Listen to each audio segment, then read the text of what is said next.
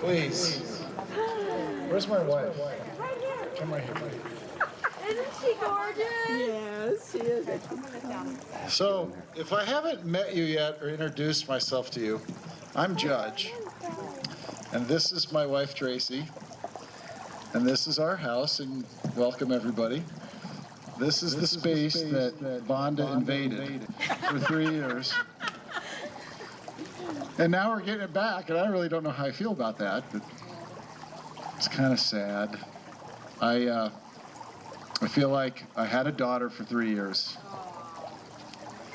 And I didn't have one before, so You saw they can't be crying yet.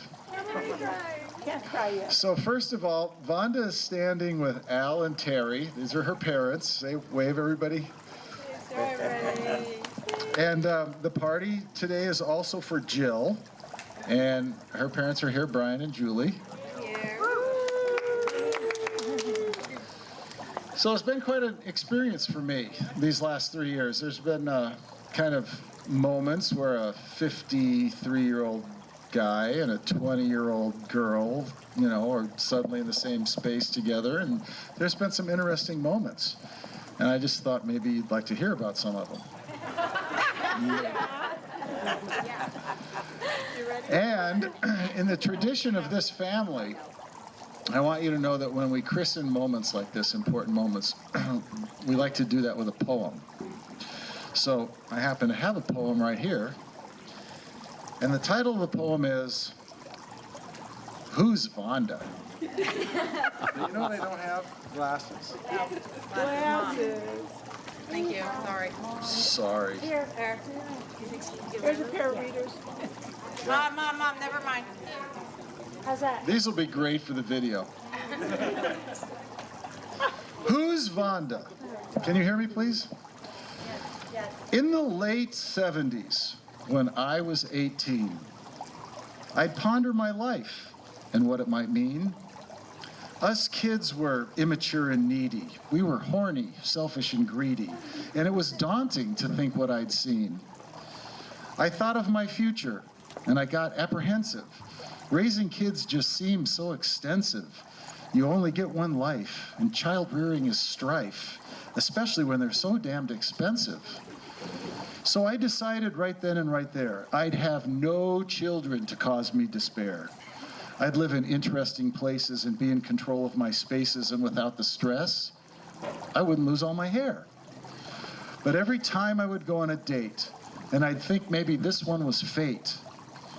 Soon it wasn't even a maybe, because they all wanted a baby, and I'd end up feeling their hate. Then I met Tracy, and life was a blur. We were so ready to change how things were. She couldn't get pregnant and thought she was a zero. Suddenly my attitude made me her hero, and I thanked God for sending me her. We fell in love, and our joy seemed to double. We were so happy living inside our bubble. Life was fun and easy on our own, and then someone named Vondalynn called on the phone. And I said, honey, will this cause us any trouble? Who's Vondalynn, and what do I need to know? She's the daughter of your childhood friend, Terry Joe? This is kind of odd and a little wild. So she's technically our godchild, and you've only met her once or twice or so? And she thinks she wants to move here. What, go to ASU, party hard, and drink beer? I mean, the kids these days, they live their lives in a haze. And Tracy said, honey, it'll be fun. Have no fear. So 3 years ago, we helped Vonda move into the dorm. So many little girls running around in a swarm. It was expensive, cramped, and icky. And the other girls were stuck up and cliquey. And Vonda hated that was her new norm. But she said she would soon be happy. She and her friends planned a semester at sea. 12 weeks on a ship. It was an educational trip. 18,000 more debt was all it would be. I said, wait, how much debt will you owe? I was hoping the number was low. She said, if I pin back my ears and finish ASU in 2 years, it'll only be about $80,000 or so. I bit my lip so hard that it bled. I couldn't believe I just heard what she said. If she'll make that mistake, how many more shall we make? I've got to fix the inside of this girl's head. So Tracy and I had a meeting because time to fix this was fleeting. Should we move her into our place and disrupt this calm space before she takes a financial beating? So we moved her in the next day. And for room and for food, she won't pay. But she soon would find that Tracy and I speak her mind, and she's going to listen and do what we say. First, you're an adult now, so there's no need to sob. Your parents' bank account is not yours to rob. From the nest you have flown, now you're out on your own, so go out there and get yourself a job. Here, we exercise and we prepare what we eat, which is vegetables, whole grains, and lean meat. No more Doritos and deep fried potatoes. Here, eat this salad with mushrooms and tomatoes. And don't expect us to buy anything sweet. Now, your major is all about the news, but in government, geography, and history class, you did snooze. So you'll listen to our perspective. It'll be an important mandatory elective, and then you'll understand both right and left-wing views. And if you want to earn lots of pay, then it's important to fix how you say. There's no such word as fountain, and we don't live next to a mountain. And the word should only be said once a day.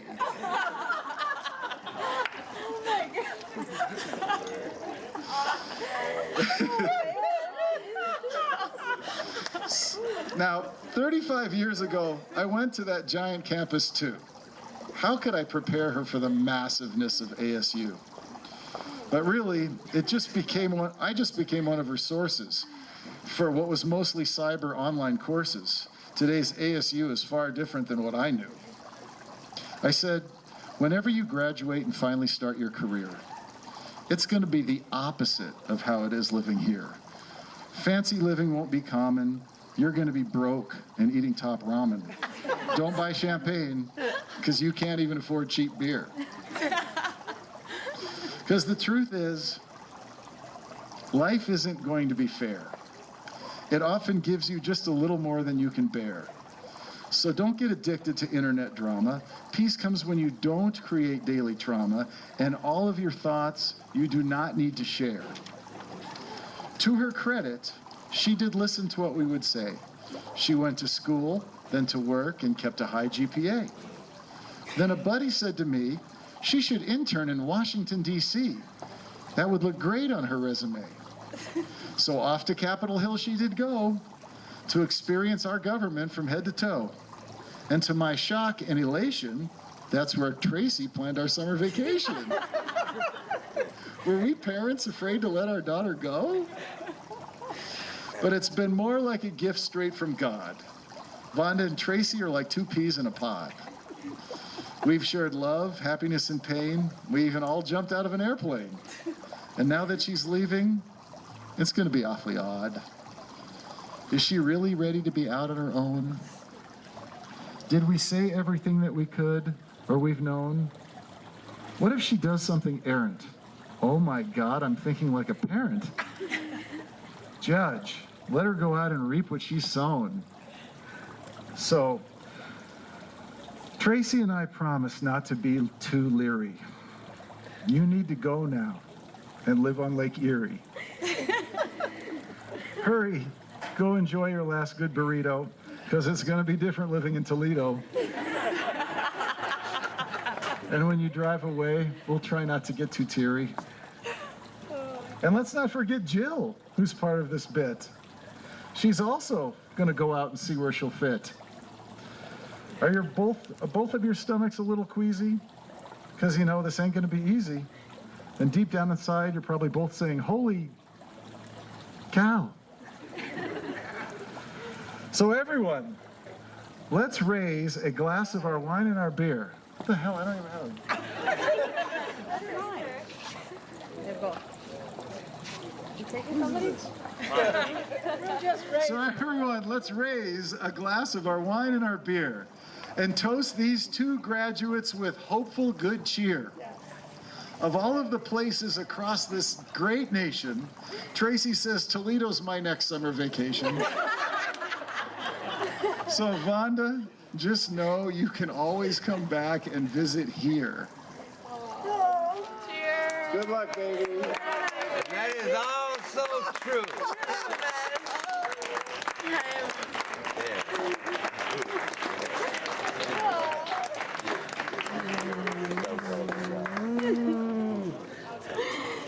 Oh my God.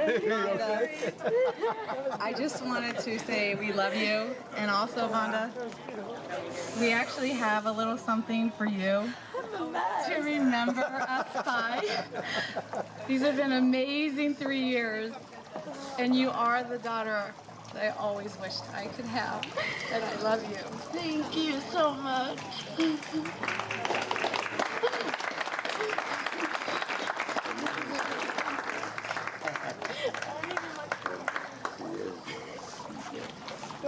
Yeah. Terrific. Oh my goodness. So that's the poem that Judge just read with all of the memories of the last 3 years. That's so nice. Wow.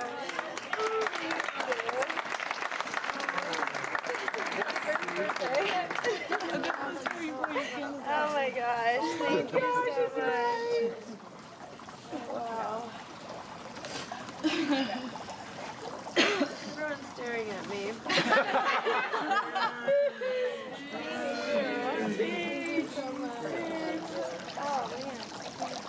Anybody else that wants the mic can have it. I don't even want to talk about it. Oh, actually, Vonda does want the mic. I gotta catch my breath. Okay. Okay, Don't leave them standing too long, they'll wander.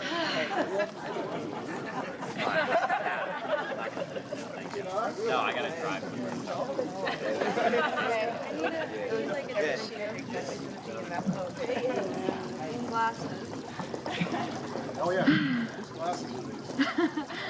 First, I want to say thank you, everyone, for coming out. I did not know. Well, actually, 2 days ago, Tracy was like, how are we going to get 80 people there? This isn't going to happen. Like, we need to turn it to 65. So in, like, 2 days, we put the number down. So I'm glad that everyone came out, because if there were, like, 10 people here, I'd be in a lot of trouble for all the planning that she's done. And Jill and I, actually, she's the superwoman. We didn't do anything at all. We were like, we got to get 80 people. Fuck, we don't have that many friends. I'm sorry, excuse my language. I've had a few drinks because I did just graduate college, and like, why not drink when you graduate college, right? I also wrote a speech, but I can't read it. I might. Well, I'll just read it, and it's. I'm just gonna stop reading it at some point. So far it says. The last few years have been a time of maturity for me. It was working double shifts on the weekends and cramming in schoolwork during the week. It was learning how to budget and paying loans. Finally getting approved for my first credit card, and then buying my first car with the help of Judge and Tracy. It was one day being told that I needed to buy 4 brand new tires, which most of you know is pretty expensive. While thinking about the many things I could do with $1,200, it was realizing that this was the first of many obstacles to come. So I bought the tires. I reflect on the person that I've grown into. It was 18 years ago when my mom and I were driving down the street, and I saw a billboard with a Barbie on it, begging my mom to go and buy it for me. I threw a tantrum when she didn't turn the car around and instead told me, Vonda, Christmas is right around the corner. In my own stubborn way, I was like, well then drive me around the corner. And all she could do was laugh. Growing up with 4 kids in the house was not always easy on my parents, and I certainly didn't make it any easier. In fact, I think back to all the times grocery shopping with my mom. I would map out the week's dinner menu. I can assure you that I never missed a single trip to the grocery store on any given Sunday evening because I wanted to plan what I was going to be eating for that week. And I didn't think about the 3 other kids that were living in the house either. Looking back, we really did share a special bond. We were so close, and you let me control everything. So many things that I didn't open a single Christmas present any year that I didn't wrap myself for 12 years. I don't know how you dealt with me, but you did. And I lost my place here. Okay. Looking back now, you may have never been successful in surprising me, but you always had a way of providing me with everything I needed to succeed. And most importantly, driving ambition to get there. Normally I don't have this many speech problems. I got my compassion from my mother, not my father. Although he has taught me some pretty remarkable things. For those of you who have seen me dance, you can thank Alvin, wherever you are. And then... Okay, I don't normally give speeches either, by the way. And then, my mom and I came to visit Judge and Tracy here in Arizona. And I saw how they lived. I saw their life. I knew I wanted to go to school for journalism.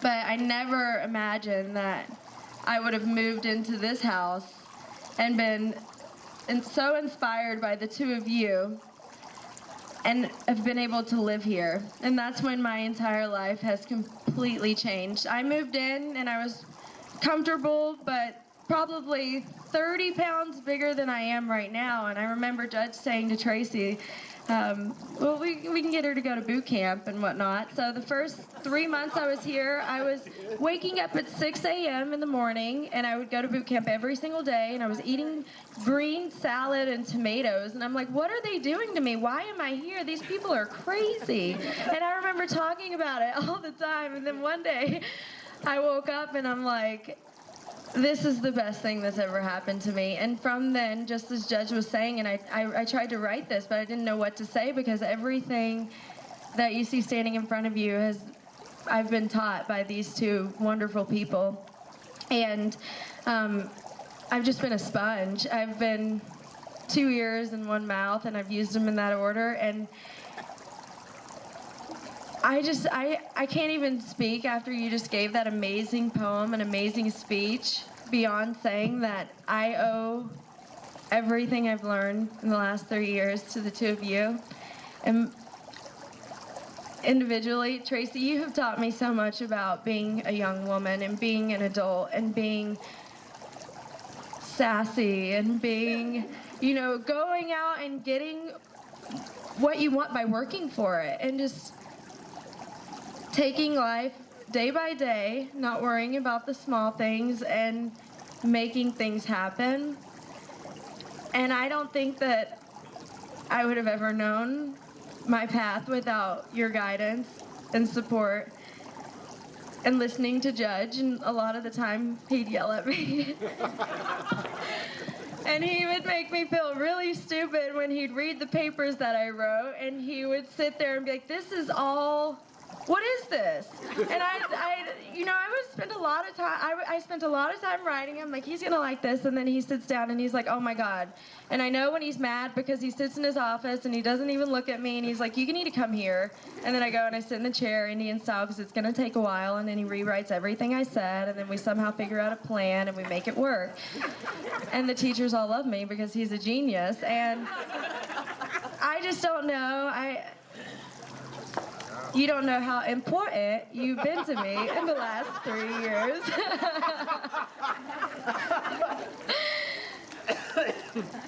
I could go on forever. I really could. But words just don't express how much you guys mean to me. And I'm so grateful to be here. And it's the reason, you two are the reason why I have a job and I leave in 12 days.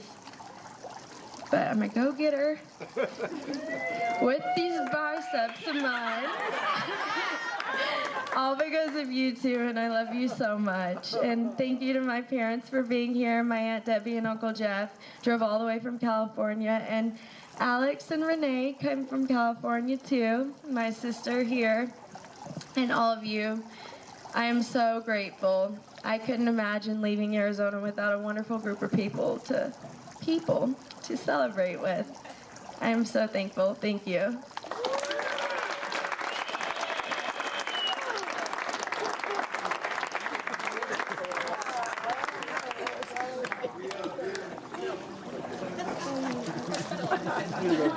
We just grew up right there on stage. Oh man, that was fabulous.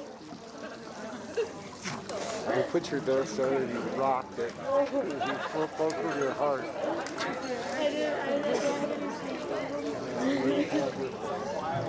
I was thinking about what I was saying before I was singing it. It's like everything you talked about just worked right there. It was perfect. Rosie, I'm all weepy. A+. I couldn't have been better. She was fabulous, Rosie. She just grew up right there in front of us. She put the notes down and she became a woman. My work is done. Let's go fishing. Vonda, love you. Yes, baby. Go. That was beautiful. Go crew. Absolutely beautiful. Tag team music in full effect.